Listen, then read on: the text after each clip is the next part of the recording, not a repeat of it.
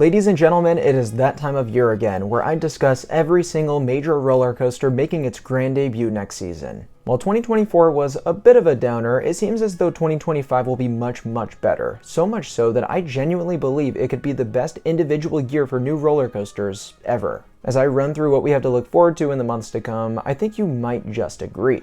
But first, before we get started, I did just want to double down on the same criteria I use every year, and that's that in order to qualify for this list, the coaster must be substantial in some way. This means no kiddie coasters and no family coasters unless they're particularly significant or thrilling. I'll also be excluding alpine and mountain coasters as very few details are known about those under construction, plus there's just so many that I'd be here all day. Also, each year when I do this, there's quite a number of roller coasters that seem to be getting continuously delayed. So for rides that we've seen little to no progress on, I'm going to assume they won't be opening in 2025. Oh, and one more honorable mention for an entirely different reason, we have Avix at Parque del Cafe in Colombia. Originally, this was set to open early next year, but either the park was ahead on construction or there was so little information known about it to the point where it had a surprise unveiling just a week ago. I figured this was worth a mention since I was unable to feature Avix in a previous video where I ranked the best new coasters of 2024. The second ever Gerstlauer Infinity inverted coaster looks like a fascinating attraction and only adds to this park's shockingly stellar ride lineup for a South American theme park.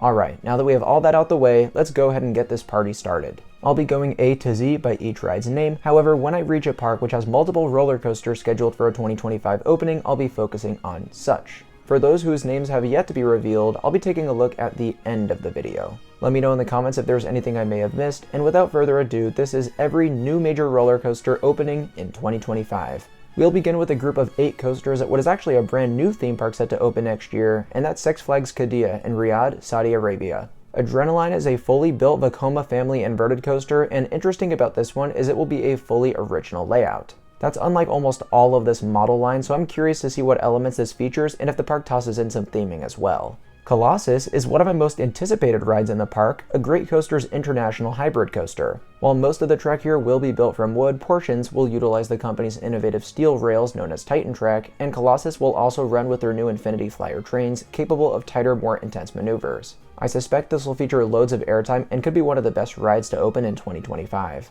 Falcon's Flight is the real talk of the town in the roller coaster enthusiast realm, and there's good reason for that, because this will debut as the world's tallest, fastest, and longest coaster, not only topping every record, but actually obliterating them in the process. A maximum height of 639.8 feet will make this the world's first exocoaster, which defines a roller coaster between 600 and 699 feet tall. It's funny because we completely skipped over the Terra coaster, there's never even been a 500-footer. Some have pointed to the highest standalone element being just 535 feet, so does the exocoaster claim really make sense? My opinion, who cares, because the giant Camelback Hill you see on screen here alone makes this the tallest coaster ever built by more than 79 feet. If you're going by the metric Six Flags Qiddiya and manufacturer Intamin are using, that's more than a 183-foot difference from King Dakar, the former record holder for tallest coaster. Its max speed will reach 155.3 miles per hour, more than 6 miles per hour faster than the current record holder. And then to top it all off, probably the stat that boggles my mind more than any other, a track length of 13,943.6 feet. To put that into perspective, the longest traditional coaster right now is 8,133.2 feet long.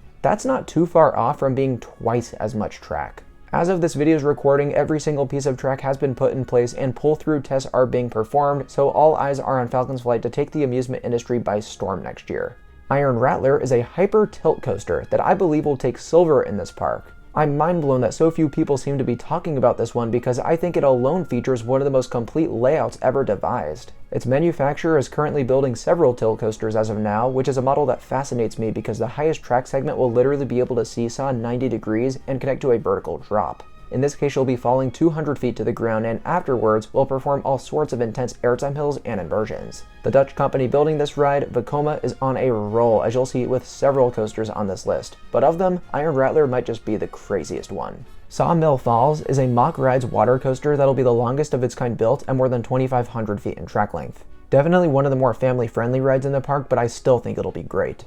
Sea Stallion is the first custom layout spike coaster by Mauer Rides. Again, somewhat on that family level, but all ages will enjoy this attraction as it'll feature vehicles where riders can control their own speed. Plus, with a name like Sea Stallion, I'd be willing to bet this will have some beautiful themed elements like rockwork and waterfalls. Spitfire rounds out an astounding big four at this park with Falcon's Flight, Iron Rattler, and Colossus included. This will be a multi-launch coaster from manufacturer Intamin, same guys behind Falcon's Flight, and will have a short but sweet layout. A swing launch will propel riders forwards and backwards over a bunny hill to an impressive max speed of nearly 80 miles per hour before rocketing up into a 240-foot tall top hat. If that weren't enough, this isn't just any top hat, this is an inverted top hat, therefore making Spitfire the world record holder for highest roller coaster inversion ever built. Last in the park is Twilight Express, serving as the park's kiddie coaster, but even so, will be a pretty decent ride all things considered. The layout can only be found at a handful of parks worldwide, and like with so many others at Six Flags Qiddiya, I think it'll feature high levels of theming or at least a gorgeous presentation to go along with it.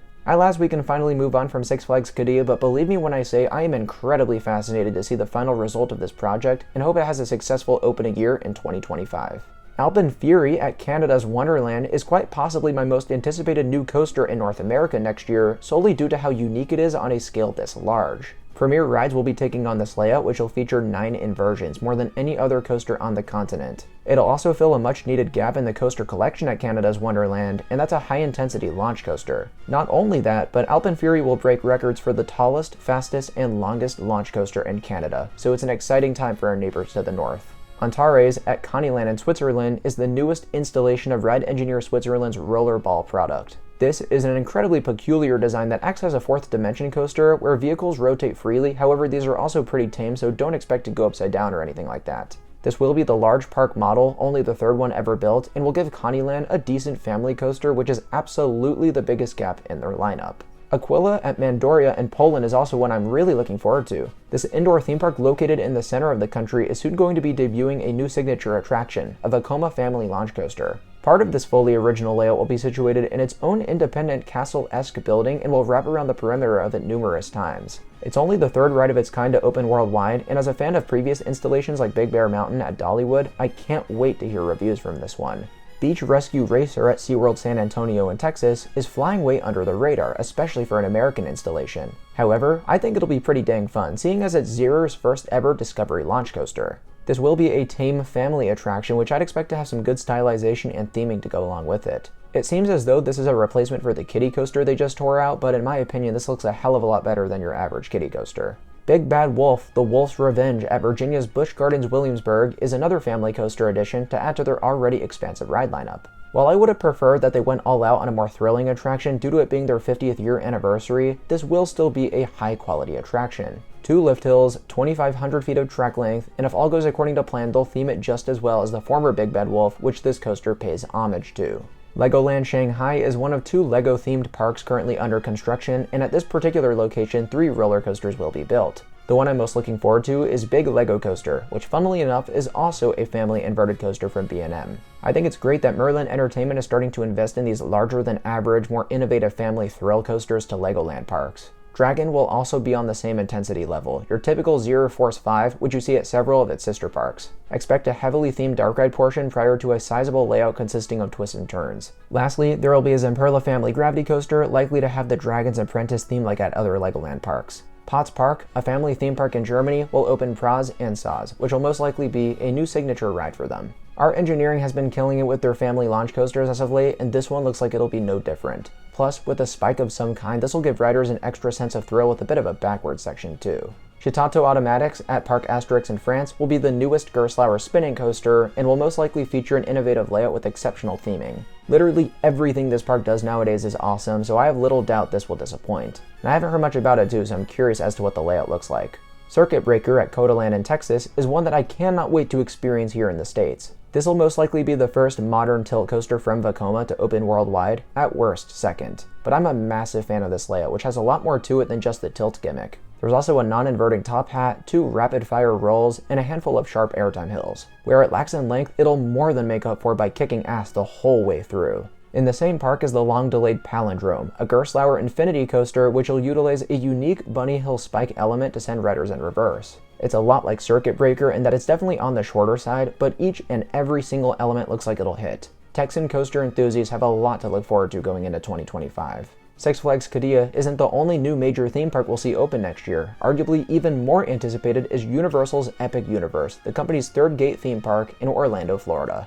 Curse of the Werewolf is the first of 4 coasters we'll talk about, a Mock Rides family spinning coaster with a back and forth swing launch and excessive amounts of theming. At one point, a werewolf animatronic will reach out and try to grab you, which I think will add immensely to what would otherwise be a good family coaster, but nothing too spectacular. Donkey Kong Minecart Madness is a second of its kind boom coaster, and ironically the first was at Universal Studios Japan under the same name and theme. The footage you see here represents both attractions, as this will be an identical clone. I'm fascinated by the fact that the cars will be connected to a set of rails hidden out of view, giving the illusion that you're actually gliding over broken up pieces of track. Minecart Madness looks like something straight out of a Nintendo video game as intended, and with high levels of theming to boot, this will most likely be a highlight of the park. Hiccup's Wing Gliders is a ride that I don't think nearly enough people are talking about. The Intamin family ride will be located in the How to Train Your Dragons land, which on its own will be unbelievably well themed. Hiccups will fit right in with its own show sections in a fast-paced layout consisting of 2 launches and plenty of low-to-the-ground transitions. Last but certainly not least, Stardust Racers is likely to become the park's signature attraction, which is saying more than I think any of you realize.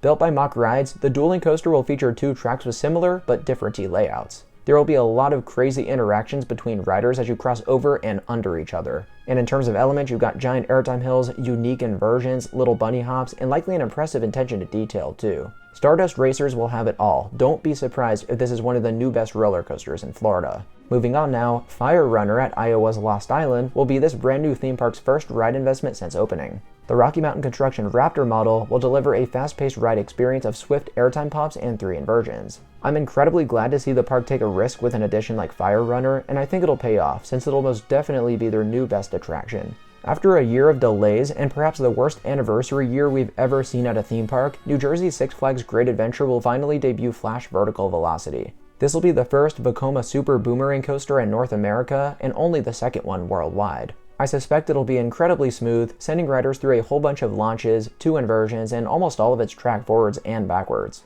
After the closure of the world's tallest and fastest coaster Kingda, it's encouraging to see the park invest in Flash and an upcoming 2026 launch coaster to fill that gap in their lineup. Similarly delayed was Georgia Surfer at Six Flags Over Georgia, which I think looks a whole lot more exciting than we realize. The first of its kind Intamin Ultra Surf will utilize spinning vehicles on a shuttle coaster layout. They'll receive punchy ejector airtime in the forwards and backwards direction thanks to a series of launches, which will give them that much needed ride to fill in their own gap. My hope is they give this a decent attempt at theming, but otherwise, I'm really looking forward to it. Go Zimba at Serengeti Park in Germany is a ride I feel like I've been highlighting in these videos for years at this point. Manufactured by Ride Engineer Switzerland, this will be their first air loop coaster, which for those of you unfamiliar is basically a combination roller coaster and Gerstlauer Skyfly. You'll have the ability to control your flips on an already sizable layout here. I think this will be really fun actually. Moving to the south is one of the coasters I'm most excited for next year, Helios at Phantasiana in Austria. We just saw Mock Rides debut their Striker coaster with Europa Park's Voltron, and I think it was better than we all expected. What's great is we'll only have to wait 1 year to see a second installation, and this one will be quite different too. Serving as a replacement for the legendary Wild Train, Helios will be a lift hill variant of the model containing loads of funky airtime hills and inversions in a relatively compact layout. It'll make a world of a difference at this park and will further place them on the map for roller coaster enthusiasts worldwide. Next up, believe it or not, we've got even more new theme parks to talk about, and Arizona's Mattel Adventure Park will make a statement with 2 impressive roller coasters. Hot Wheels Bone Shaker will be a Chance Rides family coaster located half atop a building containing the majority of the park's attractions and half on its perimeter. I think it'll be a very nice option for those working their way up to its next door neighbor, Hot Wheels Twin Mill Racer. It's been over a decade since Chance Rides unveiled their Hyper GTX model, and some way somehow we're just now getting our second ever installation. This one will be very different however, with a launch as opposed to a lift hill and a subsequent inversion focused layout rather than one loaded with airtime. Now, there will still be good airtime moments, just be sure to position your expectations in the right way. I think it'll be a great time and the best roller coaster in Arizona by miles and miles. Over in China, Fantasy Valley is nearing completion on a Great Coasters International wooden coaster with a steel support structure. Mad Racers will be almost identical to that of American Thunder at Six Flags St. Louis, which is a ride that I know many of you are familiar with. While there were years of seemingly zero progress on this attraction, it's been great to see construction resume, and hopefully soon they'll have trains running along the track. This one I didn't know what to do with. Montezuma the Forbidden Fortress at California's Knott's Berry Farm will be a fascinating reimagining to the former shuttle loop coaster Montezuma's Revenge. While the ride's been delayed year after year after year, Knott's promises it'll finally be completed in 2025, rounding out the Fiesta Village section of the park. With a randomized launch section going forwards or backwards, and a forceful vertical loop, I can't wait to see what they come up with here. Quantum Accelerator at Six Flags New England in Massachusetts will be the park's first new original roller coaster since 2015 and will give them their own set of launches, which they've desperately been lacking in. The Intamin Family Coaster will have a long series of twisty elements and will ride with a straddle seating arrangement on its trains. I actually think it's a great fit for Six Flags New England, which will have a more complete ride lineup than ever before.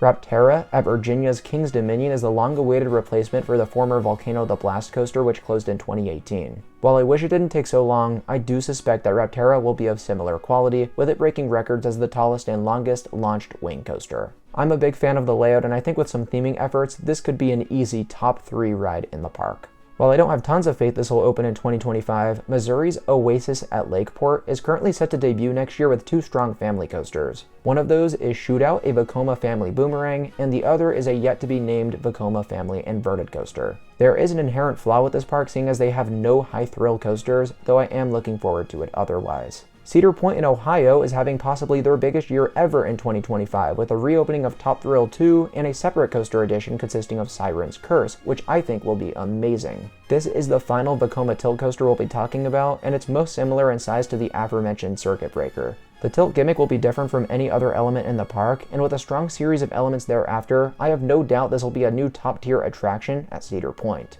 Carowinds in Charlotte, North Carolina will open Snoopy's Racing Railway next year, a much-needed family coaster with launches and theming. We just saw our engineering build one of these for Canada's Wonderland, so it seems as though it'll be a reoccurring addition at a variety of the Legacy Cedar Fair parks. Wallaby Belgium has their big 50th anniversary year in 2025, and to celebrate they'll be adding in Speedboat, which is almost certain to be the second best ride in the park. The first of its kind airtime coaster from Gerstlauer will feature an incredibly long and dynamic layout with, you guessed it, loads of airtime. I don't suspect it'll be of the thrill variety, but I do believe every member of the family will be able to get a kick out of it. Transformers at Seven Yanbu in Saudi Arabia will finally give the world their first S&S Axis coaster. Having done the prototype in Utah, I've been obsessed with this concept for years, and to see a full-size version hit the parks is incredibly exciting, even if it is on the other side of the world. This will be located at an indoor park, so there will be build constraints for sure, but it looks like it'll have a variety of elements that'll definitely compensate tremendously. Austria is having a big year in 2025, not just because of Helios, but also Wiener Looping at Wiener Prater. This will be similar, a mock ride's Big Dipper with an incredibly creative layout consisting of inversions and steep drops. While not the longest, I think this will absolutely become the best coaster at the park when it opens, and certainly their most interesting.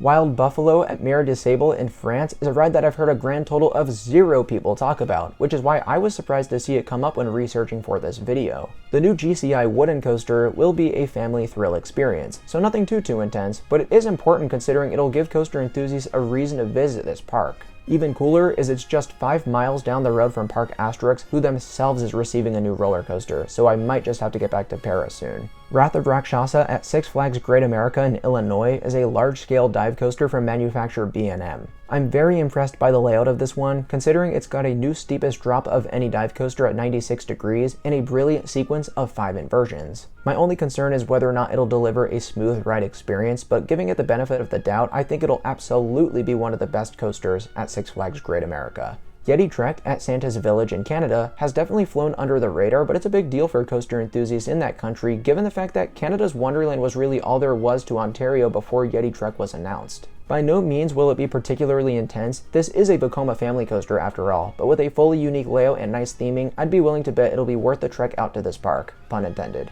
Joy at Walibi Holland in the Netherlands will be the first Raptor model from RMC with a fully original layout. And this isn't just one layout, it's actually 2, consisting of a family side and a thrill side. Ironically, the former seems to be more airtime focused, while the latter has 6 inversions taking up the bulk of its course. I'm curious to see the variety in these experiences and the interaction between riders as both trains whiz around the tracks. Hooray, we've made it through all of our named roller coasters. There's only 18 more to go.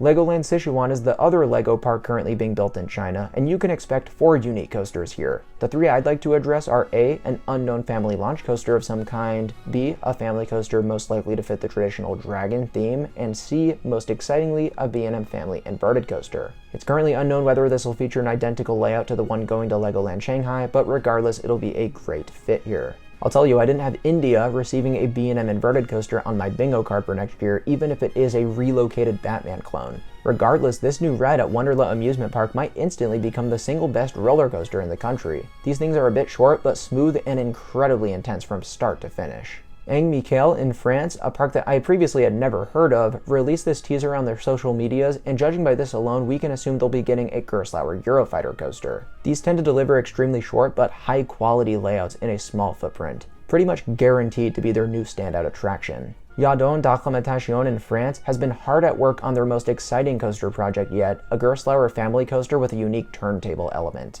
This will randomly flip riders forwards or backwards before launching them through a tame but super fun series of twists and turns. I had the opportunity to see the construction site for this when I visited the park last summer, so it's great to see them make such good progress. Earlier this year, Russia's Dream Island announced an expansion for next year, including 2 new roller coasters from Intamin. One of these will be a hot racer model, same layout as Mahuka at Walibi Rhône-Alpes in France, which is a tremendously enjoyable ride. Second will be the manufacturer's second ever vertical launch design with a short but sweet subsequent series of elements. I'm personally doubtful that this will open in 2025 since it's such an ambitious plan, but I wish the best for the park and look forward to seeing 2 new world-class attractions head to Russia. Next year is a big year for the Legoland parks, and this time we have a currently operating park investing in their biggest coaster so far. This will be a mock ride spinning coaster of the family variety. For those who have ridden Turbulence at New York's Adventureland, this will be an exact clone, hence why I'm showing footage of it here. Next up, Hazoland is a new theme park currently under construction in northern Poland. While they currently have an opening date set for May 31st, 2025, I've seen very little progress on their 4 roller coasters, which leads me to believe they might have been a little too ambitious. Regardless, we can eventually expect a Mock Rides water coaster, some sort of mine train coaster, and 2 extreme Vekoma coasters with time.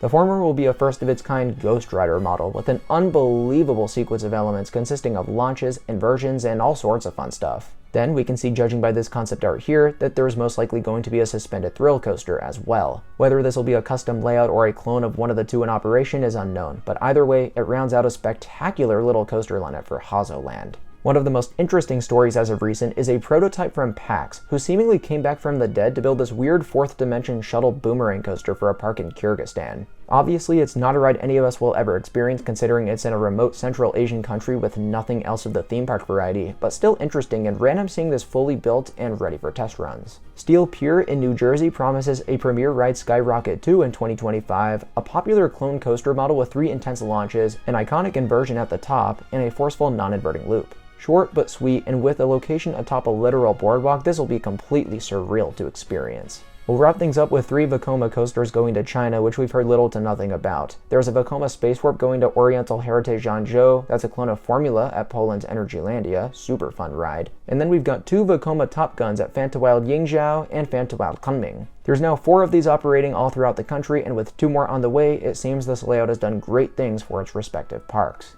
I'm a big fan of its compact elements and hope to see a Top Gun make its way to the other side of the world soon.